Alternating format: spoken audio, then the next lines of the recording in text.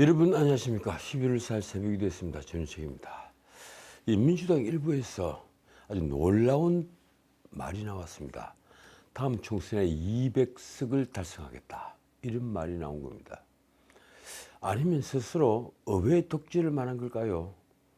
우리가 200석을 달성해서 의회 독재를 하자, 이런 얘기를 한 건 아니겠죠. 내년 4월 총선에서 대통령 거부권도 무력화시킬 수 있는 3분의 2 의석, 즉 200석을 목표로 하고 있다는 것을 어떻든 민주당은 지금 공언을 하고 있는 것입니다. 지난번 21대 총선에서 민주당은 당시만 해도 아주 충격적인 180석 의석으로 대승을 거뒀습니다. 당시 저는 MBC에서 개표 방송을 하고 있었는데, 그때 민주당이 대승을 하는 것을 예상은 했으면서도 180석이라는 것은 상상조차 하지 못했습니다. 기껏해서 150석에서 160석 사이, 그 정도로만 예상을 했었죠. 그런데 뚜껑을 열어보니까 180석이었습니다. 그때보다 이번에는 목표 의석을 20석 늘린 200석으로 하는 것은 문자 그대로 입법을 통해 권력을 독점하겠다는 것입니다. 지난번 강서구청장 보궐선거에서 대승을 한 것이 그런 자신감을 가지겠습니다. 물론 당 내부에서는 자제할 것을 말합니다.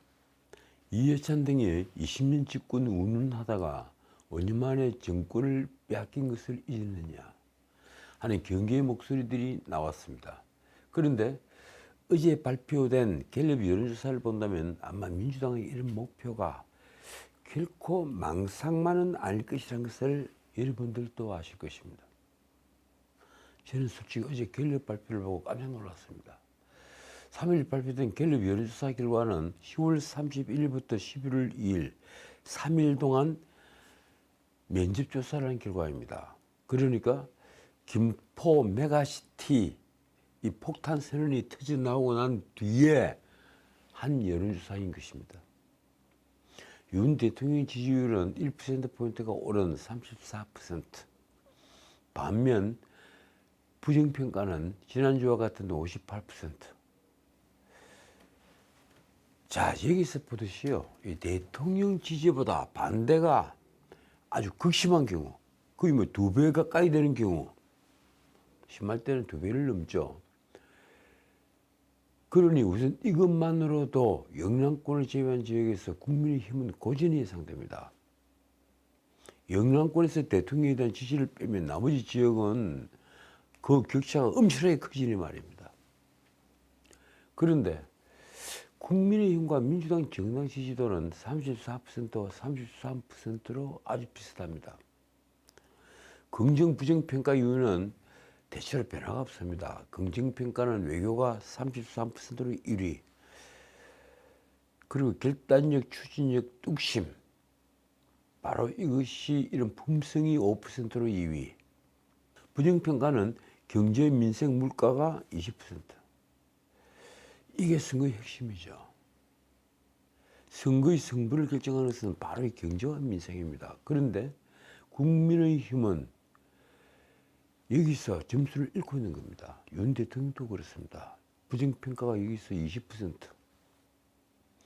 그리고 소통 미흡이 8%로 2위. 참, 저희가 늘 얘기를 합니다만, 윤 대통령의 일방통행식으로 보이는 통치술, 그게 바로 소통 미흡입니다. 여기에 아주 비슷합니다만 독단적 일방적으로 보이는 태도, 이것도 5%로 5위이니 윤 대통령의 일방통행식 통치술은 아무래도 감점 요인이 되고 있습니다. 그런데 제가 걱정하는 것은 지역별로 대구, 경북에서만 긍정평가가 48%로 부정평가 41%를 앞선다는 것입니다. 나머지 지역은 전부 다 부정평가가 앞섭니다. 부산, 울산, 경남, 이른바 부울경 지역에서도 부정평가가 긍정평가보다 많았습니다. 특히 여야 간의 승부가 갈릴 수도권, 그 중에서도 인천, 경기에서 긍정평가가 29%, 부정평가 62%로 부정평가가 60%를 초과를 했죠. 긍정평가의 2배를 넘었습니다. 그래서 호남에 이어 두 번째로 부정평가가 높게 나타났습니다. 서울 역시 긍정평가 37%, 부정평가 59%로 부정평가가 60%에 육박했습니다. 그런데 제가 어제 OBS에서 이 문제를 짚었는데 더 큰 문제는 연령별 통계입니다. 연령별로는 50대 이하 세대에서는 모두 부정평가가 60%를 초과했으며 30대에서 50대에서는 부정평가가 70% 이상을 기록했습니다. 긍정평가는 20대가 21%, 그리고 30대가 불과 19%, 40대는 그보다 더 낮아 18%, 그리고 50대는 26%. 그러니까 20대, 30대, 40대, 50대. 윤석열 정부는 여기에서 아주 점수를 많이 읽고 있습니다. 특히 20대, 30대, 40대 이 불과 20% 정도의 긍정평가, 그리고 이 젊은 세대들이 몇 사람 모인 데 가서 윤 대통령에 대해서 어떤 지지 의사를 표시하기가 이제는 겁이 나는 겁니다. 그럴 정도로 격차가 많이 벌어져 있습니다. 그리고 이 60대는 55%, 70대는 무려 72%였습니다.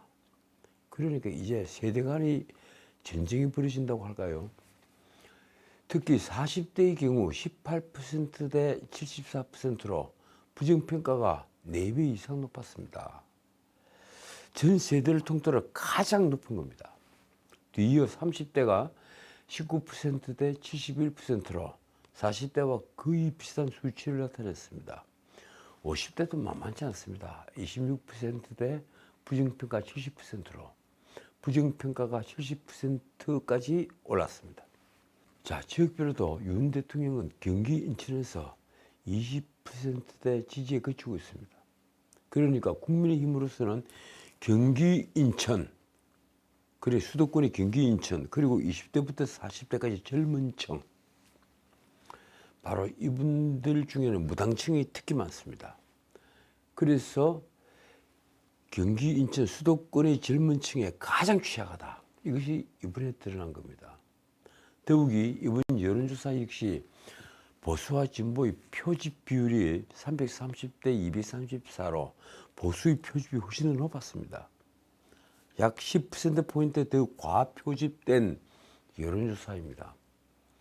그럼에도 국민의힘 지지율이 확실히 민주당을 앞서지 못한 데다가 수도권과 젊은 층에서 민주당에 크게 밀리는 것은 국민의힘이 현재 구도로는 수도권에서 절대 민주당을 이기지 못한다. 어쩌면 지난 21대 총선 때보다 더 밀릴 수 있다. 이런 것을 증명합니다. 어쨌든 민주당 200석은 이 나라 민주주의의 종문을 뜻합니다. 민주당이 200석을 얻게 되면 이 나라의 민주주의는 사라진다고 봐야 합니다.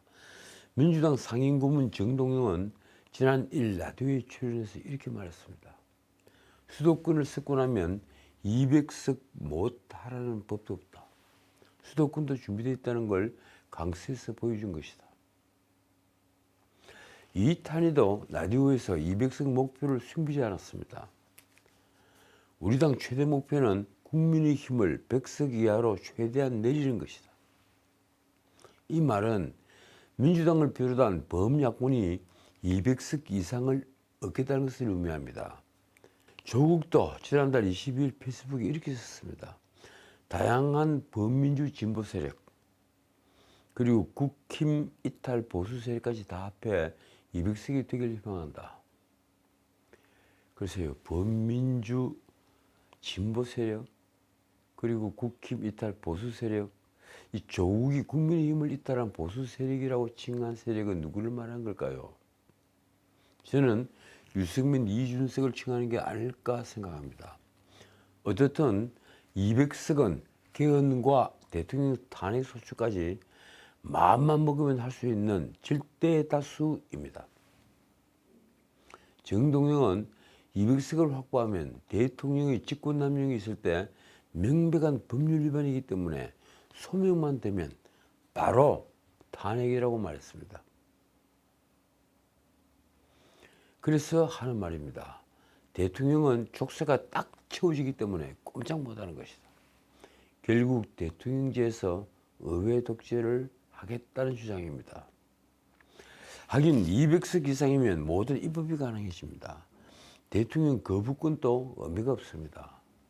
대통령이 거부권을 행사하더라도 국회의원 3분의 2 이상, 그러니까 200명 이상이 찬성해서 재의결을 하면 법률로서 확정되기 때문입니다. 이탄희의 말이 이렇습니다. 윤 대통령은 국민의힘 110석이 받쳐주기 때문에 묻지마 거부권을 막 행사하고 있는 것이다. 그러면 민주당이 200석을 가지려면 어떻게 되어야 할까요? 지난 총선처럼 수도권 121석 중에 103석, 그 103석을 차지하고 또 호남 28석 중에 27석을 석권하고 충청 28석 중에 20석을 가져가도 국민의힘이 절대 우위인 영남을 비롯해서 강원도와 제주, 비례대표 등에서 21대 지난 총선보다 20석을 더 확보해야만 합니다. 솔직히 정치권 안팎에서는 그게 가능하다고 믿는 이가 없습니다. 그러나 이탄희는 이렇게 말합니다. 천재일후와 같은 기회가 오고 있다. 합리적 보수 세력이 출몰 자체가 어려운 일이고 진보 야당들과 협력도 어려운데 다음 총선에서는 그게 가능한 상황이 벌어지고 있다. 말하자면 이탄희가 합리적 보수라고 칭하는, 그렇게 죽게 세우는 유승민 등과 반윤석열 사단으로 뭉치겠다. 그 경우에 정의당 등 범야권을 합해서 200석이 가능하다, 이런 주장을 하고 있는 겁니다. 그런데 민주당 내부에서 헛된 망상이라는 비판이 쏟아졌습니다. 언론에 보도된 서울 지역의 한 초선 의원이 말이 이랬습니다. 요즘 여론조사 결과를 보면 저번에 다 이겼던 곳들에서 박빙이거나 열세인 곳이 많다. 허황된 200석 얘기를 하다가 총선을 그르칠까 걱정이다. 역시 익명의 민주당 중진 의원의 말이 이랬습니다. 민주당 살려주십시오라며 고개를 숙여도 모자랄 판에 200석이라니 철이 없어도 너무 없다. 겸손하지 않은 당에 국민은 표를 주지 않는다. 그렇습니다. 겸손하지 않은 당의 국민은 어느 경우라도 표를 주지 않습니다. 어쨌든 그 민주당의 가장 큰 리스크는 역시 이재명의 사법 리스크입니다. 어제 금요일 이재명의 대장동 재판이 있었습니다. 한 주 금요일은 대장동 재판, 또 한 주는 공직선거법 재판, 이렇게 번갈아 열리죠.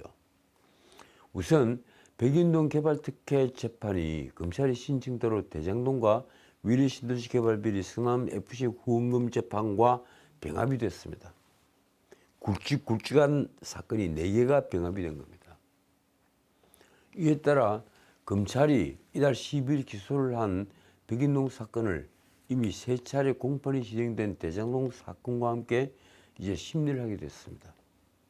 대장동, 백인동 두 게이트를 합치면 5천억대를 넘는 엄청난 배임 사건이 된 것입니다.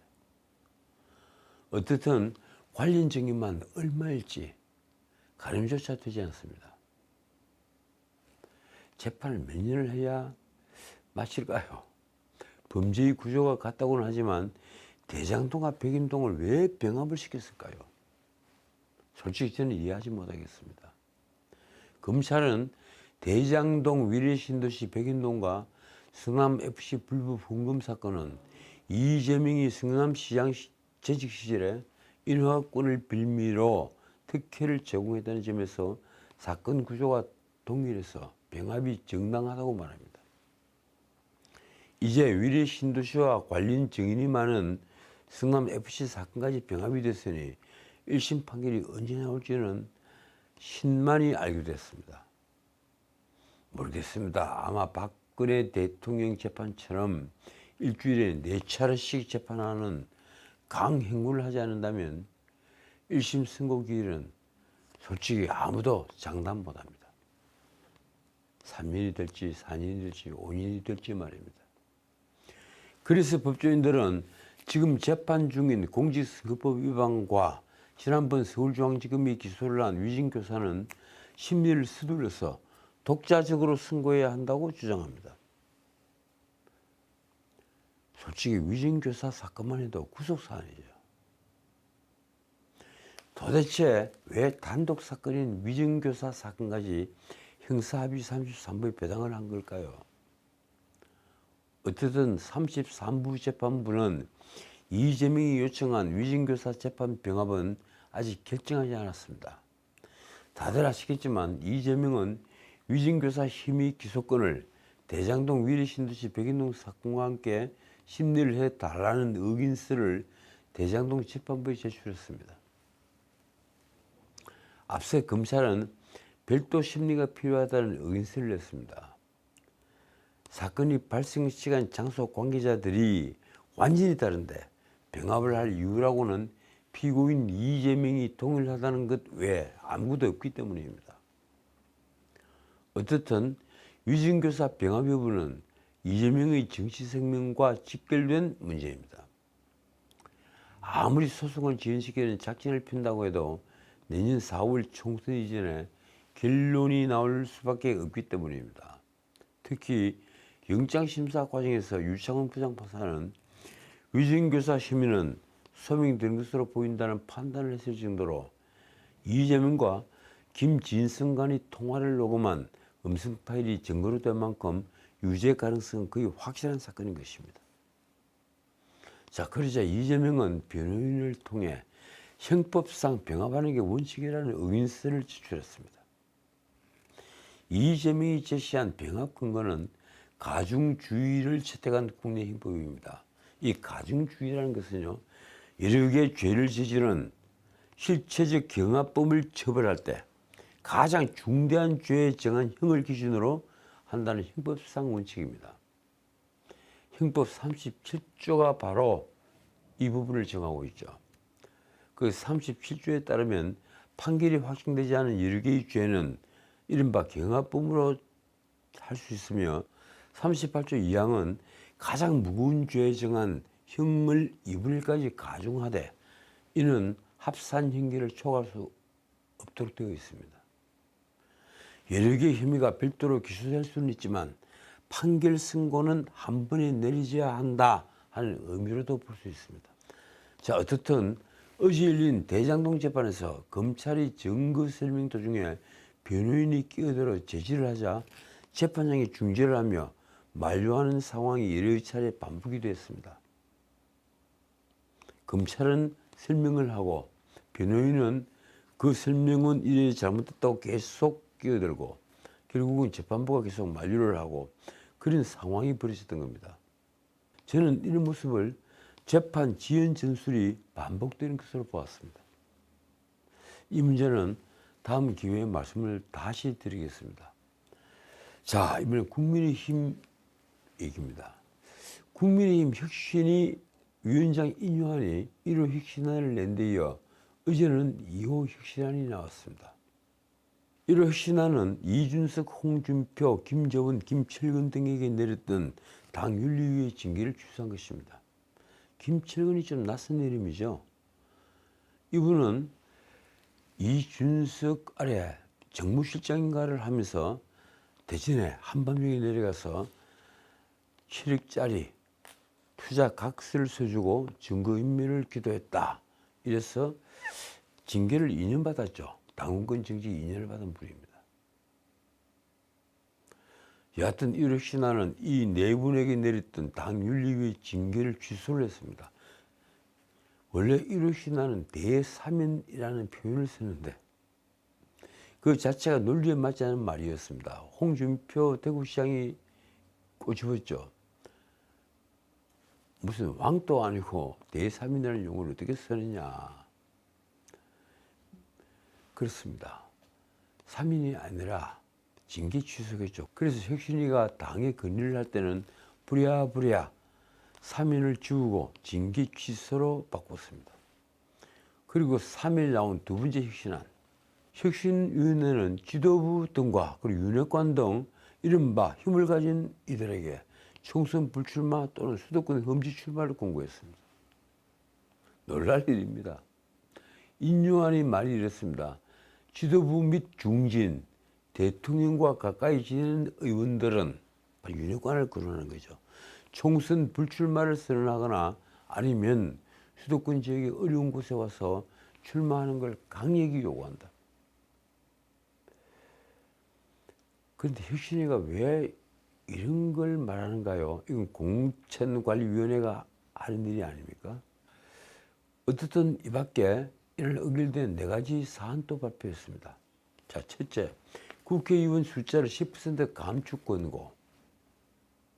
그리고 둘째, 불체포특권 전면 포기. 근데 이건 헌법사항이죠. 국회의원 숫자는 200인 이상으로 한다. 그걸 우리는 200인 이상 300인 이하로 해석을 하고 있습니다. 김경진 혁신위원, 이분이 혁신위 대변인이죠. 이렇게 설명을 했습니다. 현역 의원은 포기서약서 작성해서 당에 제출하도록 하고 추후에는 당헌 당규에 명문화하겠다. 동시에 공직 후보자의 경우 공천 신청세 포기서약서를 의무화하겠다. 참 정말 왜들 이러십니까? 아까도 말씀드렸지만 지금 혁신위가 요구하고 있는 사항은 개헌 사항들입니다. 헌법을 바꿔야만 가능한 사안이라는 겁니다. 자, 셋째는 의원 세비 감축. 다시 김경진의 설명입니다. 의원이 구속된 경우에도 무죄 추정 원칙으로 세비가 지급이 되는데 구속될 경우 세비를 전면 박탈하겠다. 그는 심지어 이런 말도 했습니다. 본회의 불출석, 상임위 불출석은 문호동 무임금 원칙에 따라 세비를 삭감하겠다. 자, 넷째, 이 현역 의원 등 선출직에 대해 적정평가 후에 하위 20%에 대해서는 공천을 원천 배제한다.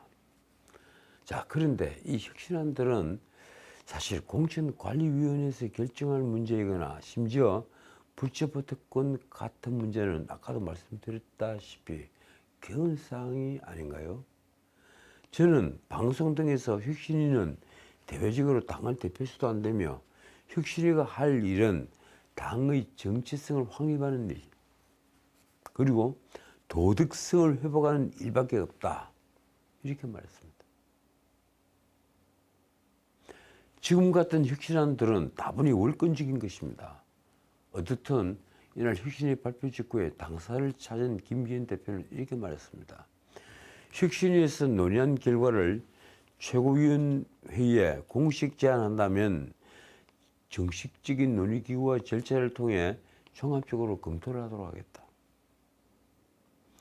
자, 어떻든 원래 혁신안으로 나왔던 동밀지역 3선 초과 제안은 사라졌습니다. 솔직히 그 조항은 반민주적인 조항이었습니다. 문민국의 선거제도에 없는 이런 아이디어는 선거 때마다 기득권 척결이라는 주장 아래 등장했습니다. 누군가가 다시 끄집어내죠. 그래서 국민의힘 경우 영남권 중진들의 서울험지 출마가 논의가 되었습니다. 영남권 다선 의원 중진을 안방에서 기득권을 누린다는 이상한 이유로 험지 출마를 강요하는 것이 과연 옳은가요?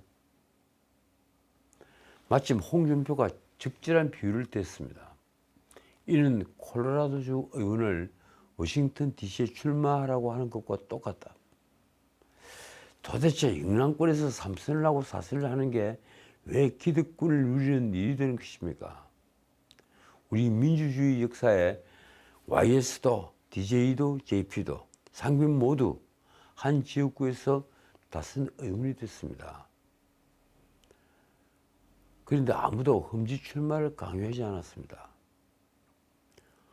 어떻든 영남 자신의 지역구를 버리고 서울 험지로 와서 당선된 사람은 지금까지 딱 한 분 있습니다. 정몽준 의원, 동작을에서 당선이 됐던 정몽준 의원 한 사람뿐입니다. 어쨌든 동밀지역 3선이 무슨 죄를 지은 것이냐 하는 항의가 쏟아졌습니다. 당에서 자신을 수도권에 전략공천하려 한다면 가만히 있지 않겠다는 협박성 멘트도 들려왔습니다. 차라리 탈당을 하고 무소속으로 나와 피바다를 만들겠다. 영남 의원들 만찬에서는 이런 험악한 항의들로 시끄러웠다고 합니다. 인요한의 혁신안으로 인해서 평지풍파가 인 것입니다. 자, 오늘은 여기까지입니다. 요새 역군발 메가시티 구상 아주 뜨겁죠. 야당은 찬성도 반대도 못하는 어정쩡한 모습입니다. 모처럼 여당이 이슈 메이커가 됐습니다. 자, 민주당 내 김포시의 서울 편입을 반대하는 의견도 그리 적극적인 반대를 보이지 못하고 있습니다. 이재명은 이 사안에 침묵을 하고 민주당은 이재명의 대선 공약이었던 5극 3특 세계의 특별자치도 그리고 5개의 메가시티 정도라고 해야 됩니까? 아니면 5개 강소 연방으로 나뉘어서 개발한다고 해야 합니까? 5극 3특. 그 정책으로 반격을 모색했습니다. 어쨌든 민주당은 5선 연장 예비 타당성 면제부터 들고 오라고 역공을 펴는 중에 있습니다. 국민의힘 승부수가 통한 것입니다.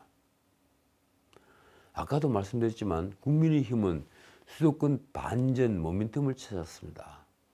이는 김포뿐 아니라 고양, 부천, 광명, 시흥, 과천, 그리고 성남, 하남, 구리, 남양주 등 서울과 사실상 붙어있는 도시지역 모두 해당이 되는 문제입니다. 아마 과천이나 하남 이 정도 같으면 사실 경기도를 구분한다는 것 자체가 난센스로 보일 정도입니다. 그렇지 않아도 세계는 지금 메트로폴리탄 경쟁력이 곧 국가의 경쟁력이 되고 있습니다.